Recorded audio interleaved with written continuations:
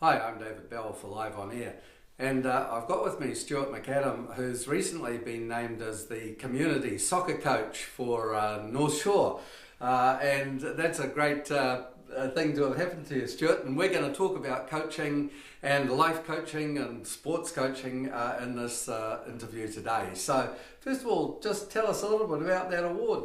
Yeah, so that's the Northern Football Federation Community Coach of the Year, and every year they call upon people to make nominations for the respective coaches throughout the Auckland and Northland region, and there's always fantastic candidates that get put forward, and fortunately out of all the names that were put into the draw, I was the one that came out top, so I'm very chuffed with the award.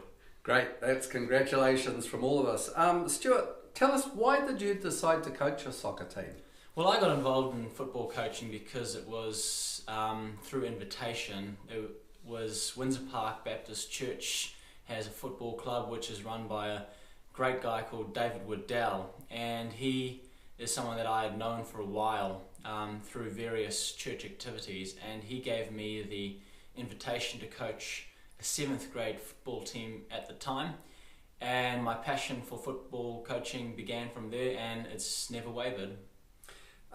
So you got involved in that kind of way, but what kind of team did you start off with? I mean, how did that happen? Yeah, so it was a team of 7-year-olds, and it was early morning football at 8:30 on the Albany football fields at Rosedale Park, and it was very, very interesting experience because at that age level, the kids are really just there to sort of run around and chase the ball and have a lot of fun, and you're really just there to kind of facilitate it.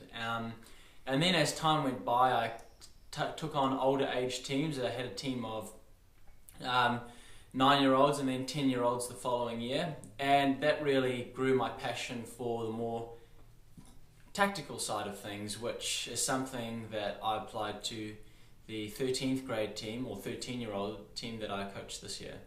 And you get presented, I guess, at the start of each season with a group of individuals, and somehow you've got to coalesce them into a team. How do you go about coaching? Well, you've got to have a look at the things which each player brings to the team, and there's players that are incredibly fast, there are players that are very good tacklers, there are players that are very good at reading a game, there are players that are able to understand the technical concepts, they're players that understand the tactical concepts better, and you have to have a look at all of the things that they bring in that side of things.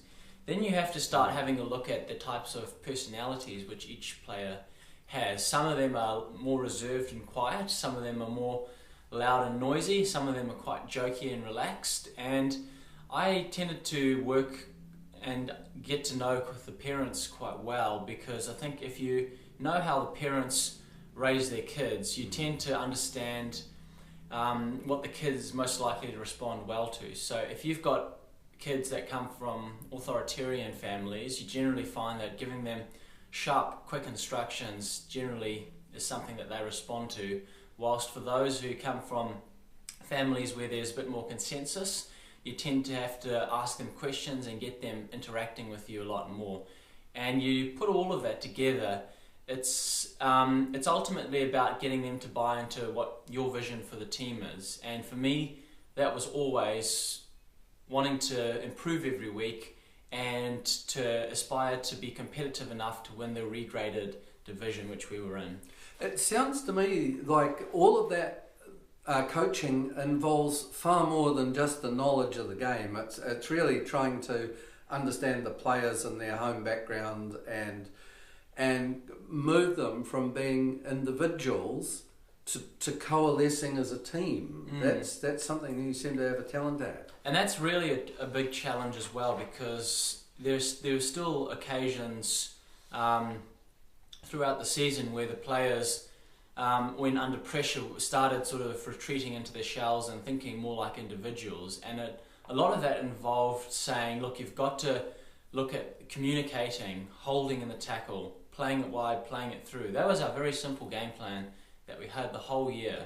And all of that really encompasses teamwork, particularly the first one and the third one, because you've always got to be looking out for each other and trying to understand how how are you going to play and where the other teammate's going to be, and being in the best possible position to help your teammate out if a mistake is made.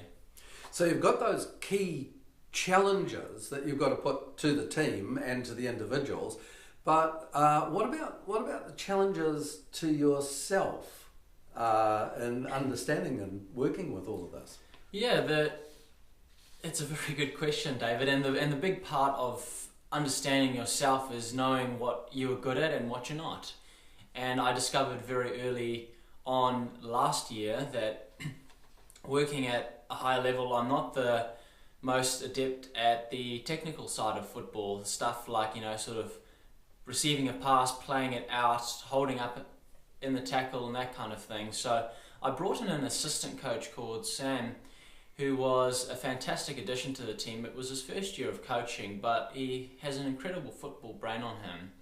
I also went and sourced Michael Halliday, who is a fantastic football coach, who came and ran a friendly training session for my team in the school holidays, focused around passing, which was brilliant because when we played the team next week, we were able to apply a lot of those things that he had taught.